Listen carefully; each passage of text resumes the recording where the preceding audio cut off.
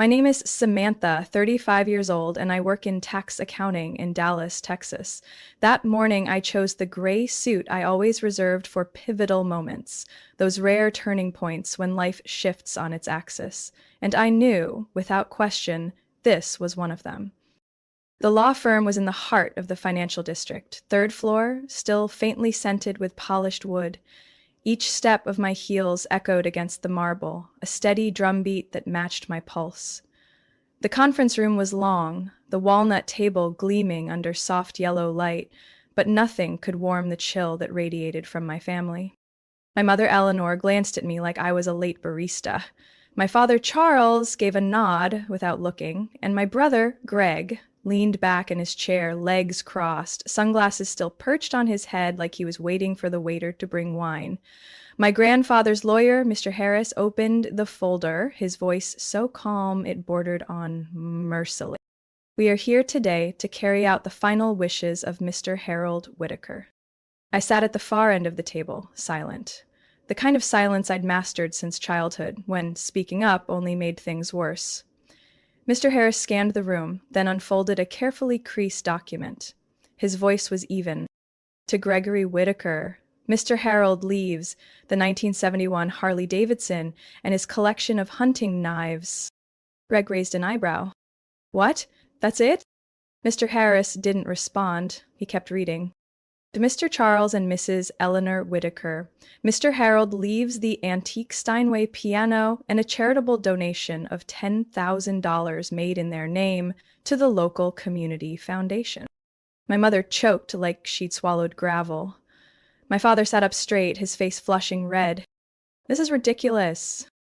And I kept waiting. Every nerve braced. Then Mr. Harris looked straight at me, no hesitation. To Samantha Whitaker, Mr. Harold leaves his entire financial estate, including all stocks, real estate holdings, and bank accounts, totaling $27 million. No one spoke for the first 3 seconds. Then, chairs scraped. Greg shot to his feet. What the hell is this? My mother gasped like she'd been shoved.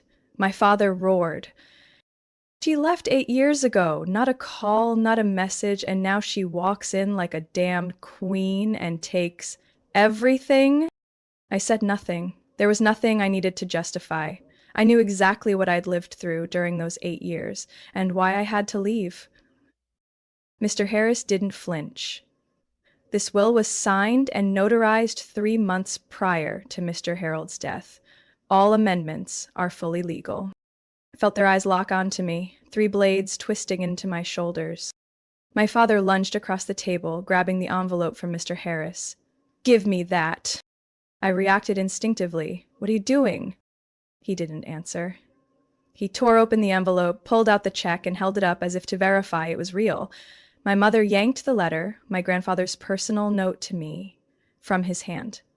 She crushed it, ripped it to shreds until the words were gone. Silent? You call that loyalty? She hissed. That's betrayal. Greg scoffed. We were at the hospital when he died. You vanished.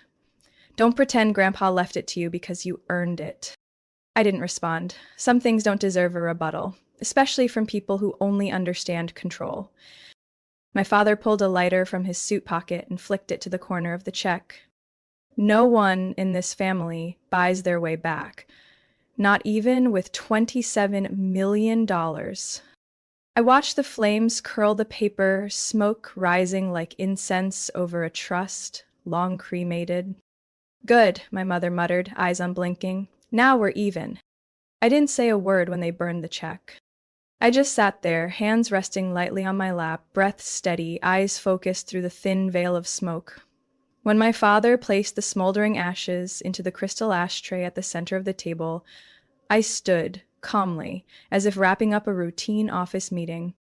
No one knew that the check, the carefully printed figure of $27 million, signed in my grandfather Harold's round, neat handwriting, was a replica. A custom-printed copy I'd made myself at a print shop 2 weeks ago. The real check had never been inside that envelope. Grandpa and I had planned it. Nearly 3 months ago, at a quiet cafe in Fort Worth, he pulled me into the farthest corner where the warm lighting made us look like characters in an old film. He handed me a plain brown envelope marked only with his shaky handwriting. For Samantha, only when they show their teeth? You know they won't let you go quietly, he said, voice low and steady. So we need them to think they've already won. I opened the envelope at home. Inside were a small silver USB drive, a sheet with secure banking access codes, and a notarized document stating that the entire estate, real estate, stocks, financial holdings totaling $27 million, had already been transferred into the Whitaker Legacy Trust, under my name. The account was held at a private bank in Boston, with access restricted solely to me and the trust's administrator. I placed everything in a small safe hidden behind a bookshelf, concealed by an old oil painting. I made 3 backup copies of the USB, one in my office, one in a bank deposit box, and one in the pendant I'd worn every day for the past 10 years. The envelope my grandfather prepared for the will reading was part of the act. A handwritten letter, the original, expressed his love and sorrow for staying silent too long. I kept that. The one my mother tore up today was just a thin paper photocopy, folded gently to mimic age. I remember the last line of the real letter. Silence is the sharpest weapon. Let them believe they've erased you. And when their backs are turned, stand tall, as you always have. I left the law office without looking back. A rental car was waiting in the underground garage. The driver opened the door without a word. I slid into the back seat, pulled out my phone, and logged into the Trust's app. It required facial recognition, a PIN, and a secondary code sent to a private number I used solely for this account. Within 60 seconds, the screen displayed. The Whitaker Legacy Trust, total assets $27,218,450.92. I locked the app and looked out the window. The city blurred past, billboards, strangers, other lives that had nothing to do with mine. But inside me was a storm. Not rage, clarity. Ruthless clarity. I didn't need to scream to reclaim justice, I just had to act when the time was right. That afternoon, I returned to my apartment in Uptown. I didn't turn on the lights. I needed the darkness to think. I set my bag on the chair, took off my coat, and opened the hidden safe behind the painting. Inside remained the USB, the original envelope, Grandpa's real letter, and one thing no one knew existed, a voice recording of my grandfather, clearly stating each item of the will. I inserted the USB into my laptop, extracted the audio file, and launched my backup software. As the encrypted copies uploaded to 3 separate cloud servers, I opened a new document, list of top federal inheritance dispute attorneys. They wouldn't stop now that they'd been cut out. I knew that. They'd strike back, maybe through legal loopholes, media, or worse. But this time, they weren't dealing with the weak daughter who ran away. They were up against a woman who knew the rules, prepared for years, and had nothing left to lose, except the illusion of family they once used to control me. My phone buzzed, a message from an unknown number. We need to talk. Someone in your family just did something very serious. I clenched the phone, my palm suddenly cold and damp. I checked the message again, no signature, no sender info, just one cold line. Someone in your family just did something very serious. Part of me wanted to dismiss it as a meaningless threat. But my intuition, that same instinct that had saved me during the years I lived alone, with no family, no safety net, told a different story. I opened my laptop, intending to transfer a small amount to the newly opened secondary account, but as I entered the login code, the screen displayed a red message. Account not found. I tried again, carefully entering each character. Still the same. I switched to the trust fund app. Usually it took less than 10 seconds to access, but today the authentication code didn't come to my phone. I checked my messages.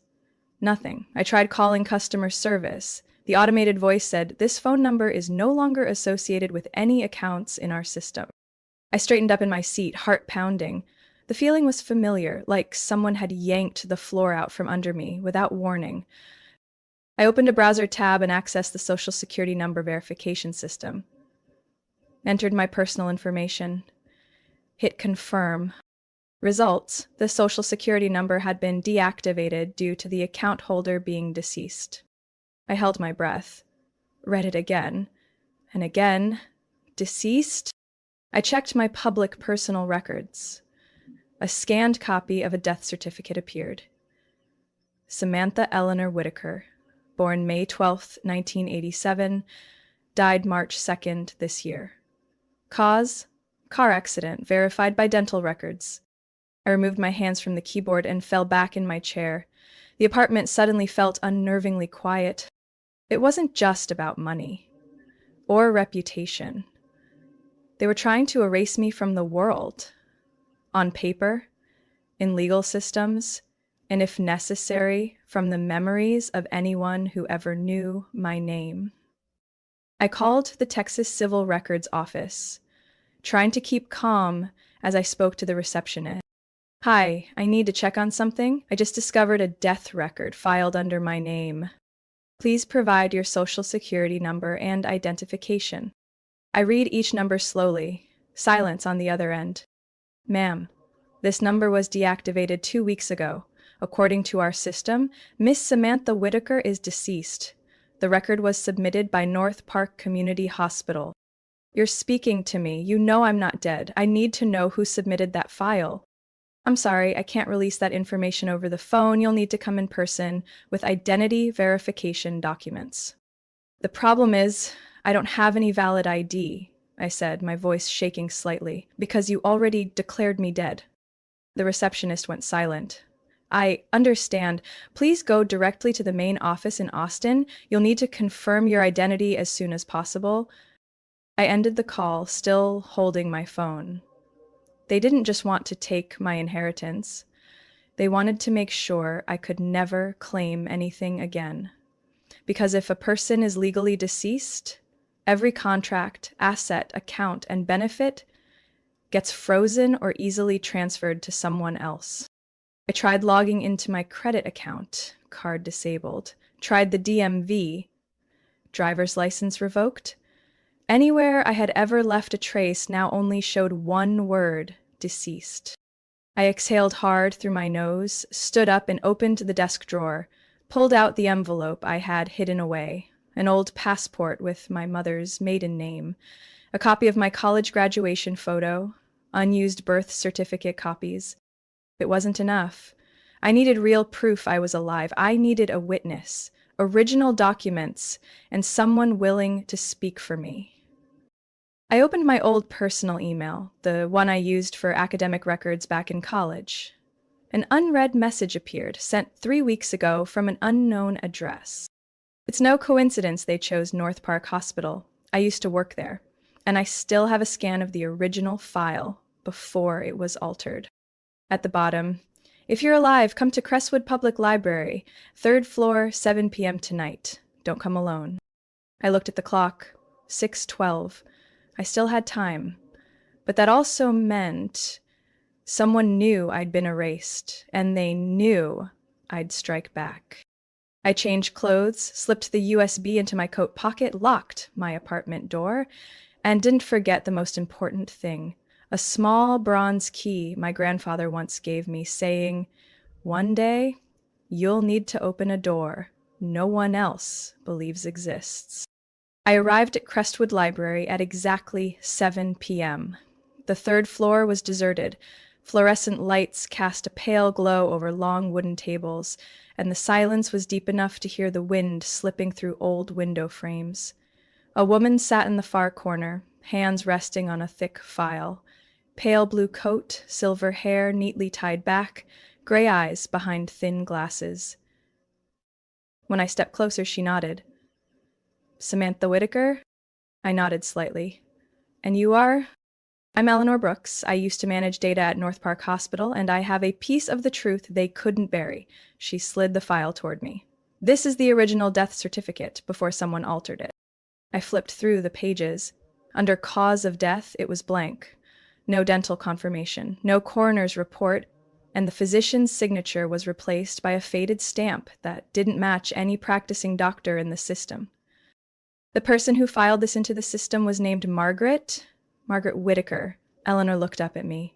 Your sister-in-law. I nodded, my throat dry. But she doesn't work at the hospital. That means someone on the inside helped her. I turned to the last page. An internal access code? Only IT staff could generate that. I kept this as my own insurance. I never meant to get involved until I saw your name on the deceased registry. That's when I knew this wasn't just family business anymore. I thanked her and slid the file into my bag. Before I turned to leave, Eleanor pressed a small object into my hand, a metal key attached to a plastic tag labeled 8. You should go to Langford Vault. I don't know what's inside, but Mr. Harold once rented box number 8. 3 weeks before he passed, he called me to verify a security code for a special courier. I think he left something for you.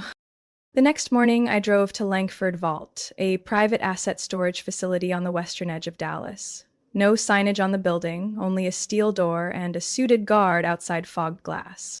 I presented my ID, key, and access code. After several minutes of verification, the attendant led me into the basement. The air carried the scent of pine wood and cold steel. Box number 8 sat in the far corner. When the door opened, I stood before a large metal safe, its face engraved with a horse, exactly like the one Grandpa used to sketch on his cigar boxes. I opened the safe. Inside was a brown leather briefcase, a red wax-sealed envelope, a silk-wrapped USB drive, and a bank check worth $27,218,450 in my name. I held my breath. Everything inside was real. The check was signed in the round cursive I'd seen every birthday growing up. At the bottom, the seal of Whitestone Trust and Capital Bank. I picked up the sealed envelope. On the outside, only 3 words in his handwriting. Hey, open after fire. I opened it. Inside was Grandpa's letter. If you're reading this, it means they burned the fake, and you've kept your promise, silent but aware. Samantha, you weren't chosen because you're the only granddaughter. You were chosen because you never sold yourself for affection. They use love as leverage. You don't. That's why you will inherit this legacy. Not just the money, but the true meaning of the Whitaker name. I set the letter down, pulled out the USB, and plugged it into the laptop I'd brought. A video file popped up. Final message, H. Whitaker. I hit play. Grandpa sat in his old study, bathed in amber lamplight, oak bookshelves behind him. His voice was raspy but steady. If they're trying to erase you, it's because they fear you. And when power fears truth, it'll do anything to make you invisible. He paused. But you're not invisible. You're the only one who kept your name without losing your soul. He looked straight into the camera, his eyes burning with a clarity I hadn't seen before. Don't retaliate. Speak. And remember, you don't have to reclaim your place in this family, because the truth is you never left it. They're the ones who walked away from the values of the Whitaker name. The video ended. I sat there for a long while, clutching the check, the USB, and the letter. The anger inside me had turned into something else. Resolve. I knew exactly what I had to do next. And I knew I wasn't walking alone anymore. When I left Langford Vault, it was already late afternoon. The golden light at the end of the day fell across the concrete steps like a thin, deceptive curtain. Peaceful, but not real. I had just stepped onto the curb when I noticed it. Across the street, next to a rusted-out phone booth, stood a woman. She wasn't exactly staring at me, but her eyes behind the oversized sunglasses hadn't left me for even a second. I recognized that scarf. Pale blue with white trim, embroidered with the initials E.W., short for my mother's name, Eleanor Whitaker. That silk scarf had been a birthday gift I gave her when I turned 18, wrapped in silver paper with a letter I never knew if she read. 3 years ago, my mother said the scarf had been lost on a trip, but now It was around the neck of a complete stranger. She stepped into a gray sedan, no front license plate. I only caught one last glance before the car pulled away, blending into the traffic heading toward the suburbs. I clenched my purse, my hands still slightly trembling. This wasn't a scare tactic anymore. It was a message. Someone was telling me, we can follow every step you take, and we know what you hold dear. When I got home, I shut the door, pulled the curtains, turned off all the lights, and opened my backup laptop, the one that's never been connected to the internet. I keep it only for sensitive searches, and today, I needed to know who was pulling the strings. I logged into the email system of my grandfather's old company, Whitaker Minerals and Holdings, where he had held a board seat until he retired. I used to have access as a Tier 2 shareholder, but the system now required new authentication. After a few minutes navigating through hidden links I'd saved, I managed to access an internal account labeled mholder at whhd.group. There was one unread email. The subject line read, "They're faking the ballots." I clicked to open it. The body contained only one sentence. On March 12, a special shareholder meeting was held without the legal heir present. Minutes were signed by Charles, Margaret, and Gregory Whitaker. Mr. Harold's signature was forged. And attached was a file, a scanned transfer document handing full company control to Gregory Whitaker, the forgery glaringly obvious. I nearly lost my balance. They didn't just want to erase me, they orchestrated a fake meeting, signed on behalf of the deceased, and funneled all corporate assets to Greg. If this got approved and legalized, I'd lose everything. The inheritance and my grandfather's stake in the company he had spent 40 years building. I printed the file. Each page was a piece of evidence in a scheme larger than I had imagined. This wasn't a family dispute anymore. This was a coordinated inheritance heist, weaponizing the legal system to legitimize what they had no right to own. I returned to the safe, grabbed handwritten letters, a video file from vault number 8, and the original will. Everything was immediately backed up to 3 private secured servers I'd hired. All data was encrypted with a personal key only I held. I called the law office I had once interviewed at 3 years ago. The current lead attorney was Sylvia Grant, a specialist in estate and federal inheritance disputes. I had been impressed by how she handled a signature fraud case back then, and now I needed that experience. When I said my name, she paused for 3 seconds. "You said Samantha Whitaker?" she asked, voice low. "Yes, but if you search for my name in the system, it might show as deceased." She drew a breath. "You can come to my office tomorrow. No need to say more over the phone. Address, 9th floor, Branton Building, Dallas, elevator code 9045. I hung up. That night, I didn't sleep. I sat by the window, city lights flickering in the distance. In my hand was the old silk scarf I'd found in a mailbox left at my door, the same as the one that woman wore.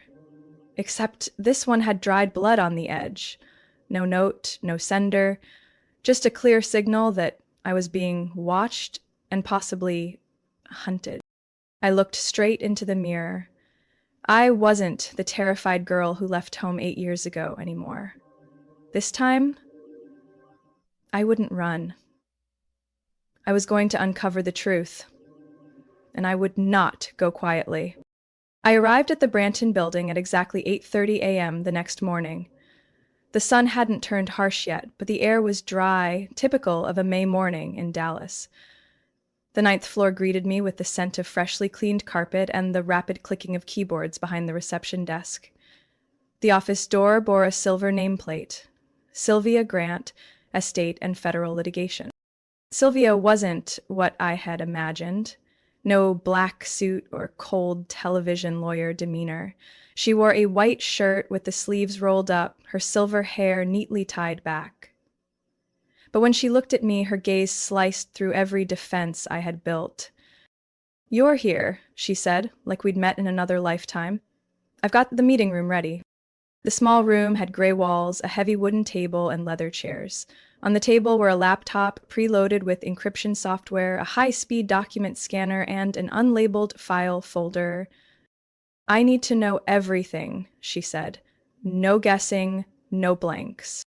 I placed the following items on the table: a USB containing Grandpa's video, the original will, handwritten letters, the real check, a copy of the forged documents, Vault No. 8 records, internal emails from the company, and the falsified death certificate.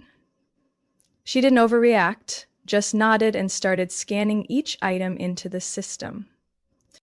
Harold's signature on this document, she pointed at the paperwork Charles and Greg had used to call the fake board meeting, doesn't match any legally recognized sample. I know. They forged it, I replied quietly. Not just forgery.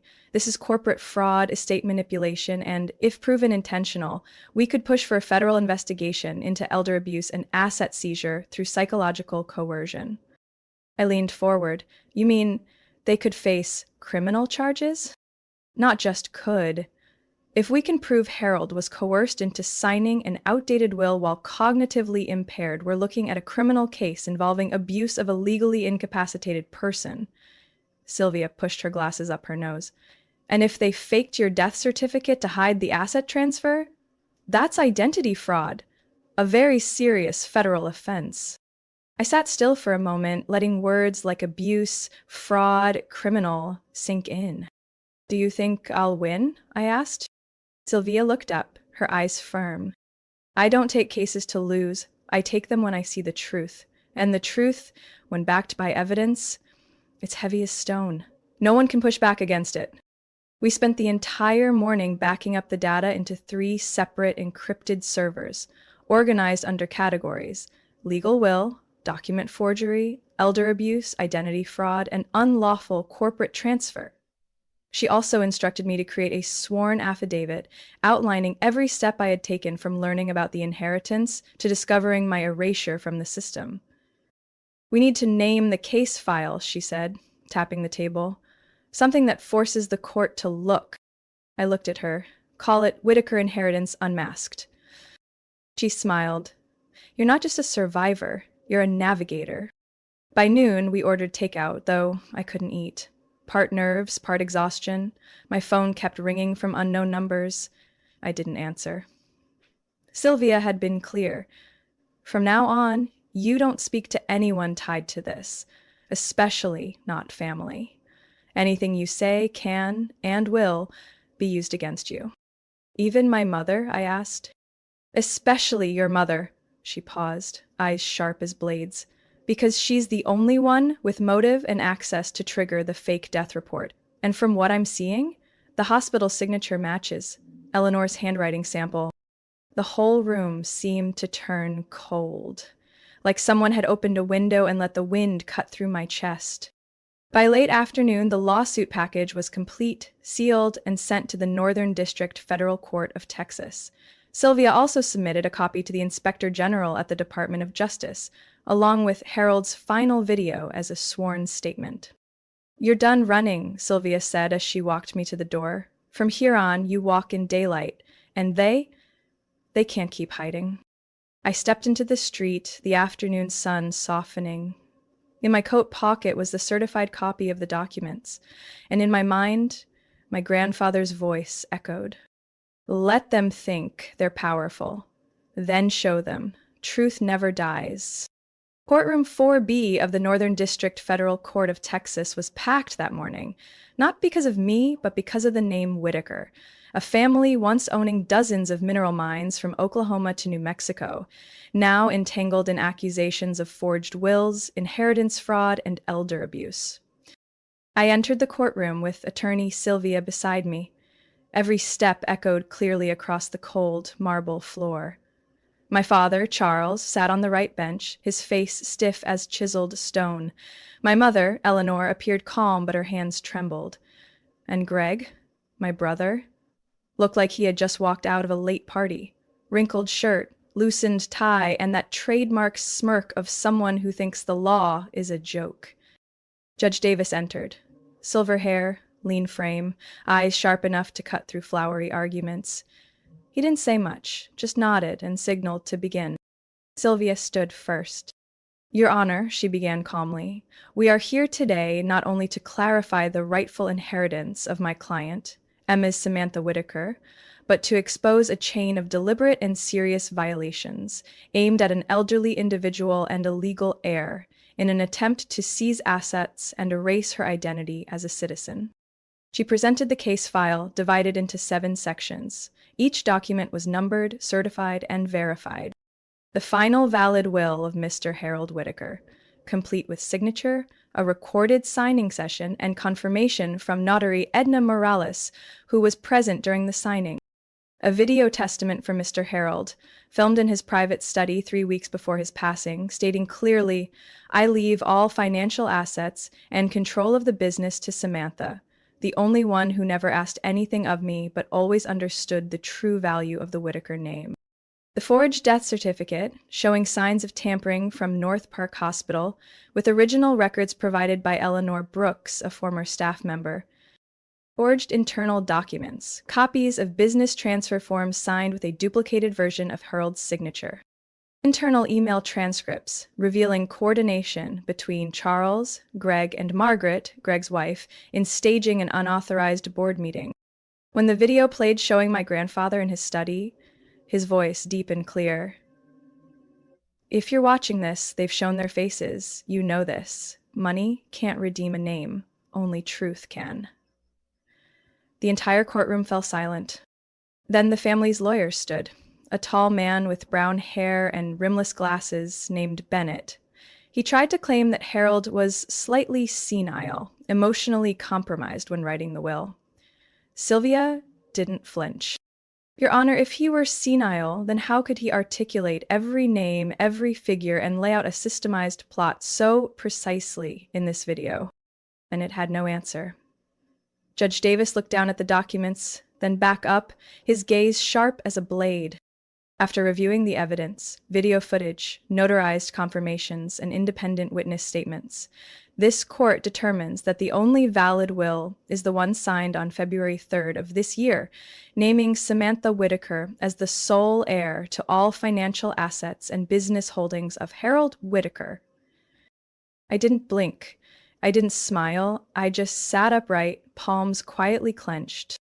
The judge continued, furthermore, this court orders a federal investigation into Charles Whitaker, Eleanor Whitaker, and Gregory Whitaker for the following charges: falsifying legal documents, elder coercion, corporate fraud, and violations of federal identity protection statutes.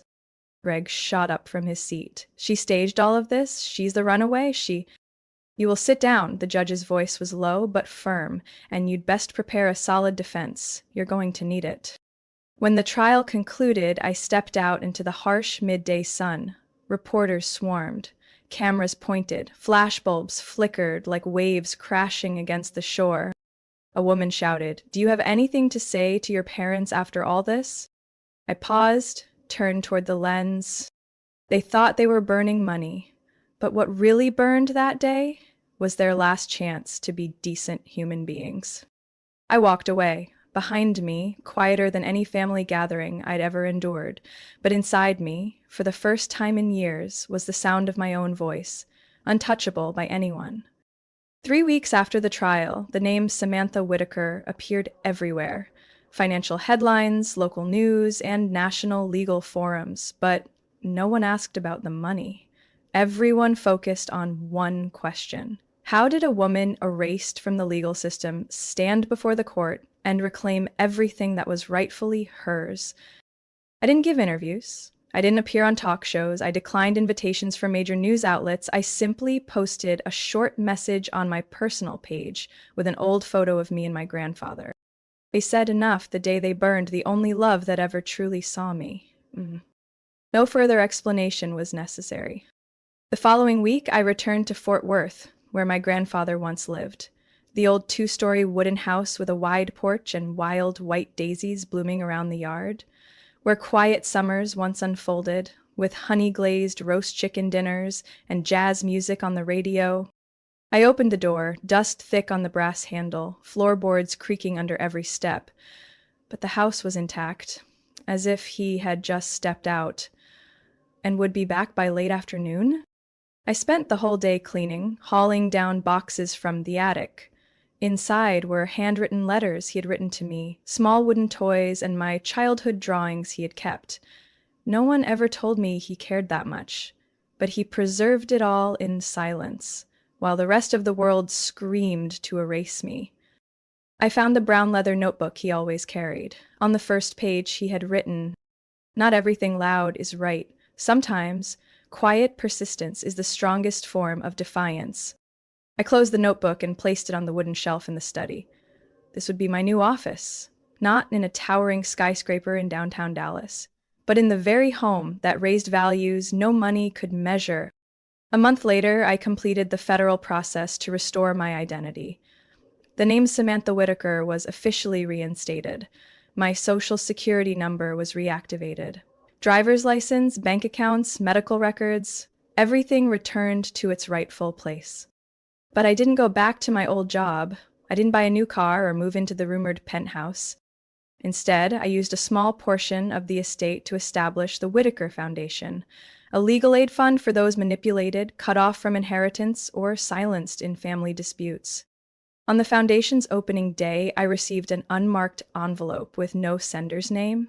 Inside was a note. "We didn't think you'd make it this far, but now we understand why he chose you." I didn't keep it. I burned it. As a symbol, I no longer needed late apologies. As for my family, Greg left the state not long after the trial. Word is he's trying to start a company in Arizona, but with the ongoing criminal investigation, every door remains shut. My mother, Eleanor, avoided all media, cut off contact with old friends. My father stayed silent. No statements, no apologies. But that no longer hurt me. I stopped looking for remorse from those who once saw me as a weed to be uprooted. I didn't call. I didn't block their numbers. I simply let them fade out of my life, just as they once faded me out of theirs. One June afternoon, I stood on the porch with a glass of mint tea, watching neighborhood kids pedal by the gate. A curly-haired girl paused, looked up at me, smiled, and waved. "Are you the lady who won the court case on TV?" I smiled. "I'm just the woman who got her name back, sweetheart." She nodded as if she understood, then rode off, her laughter trailing in the breeze. I turned back inside, closed the door, and for the first time in years, I turned on the music. Not to drown out emptiness, but because, finally, life was quiet. And I, Samantha Whitaker, no longer live under a name others forced on me. I reclaimed my true identity, not through revenge, but through awakening. Samantha's story is proof that silence isn't always weakness. It can be the foundation of steady, intelligent resistance. In a world where identity can be erased with a forged signature, she stood up for the truth, not with revenge, but with justice. In real life, there are losses no amount of money can measure, but freedom, dignity, and your own name, those are the legacies most worth defending. What do you think about Samantha's choice? Would you have done the same in her situation?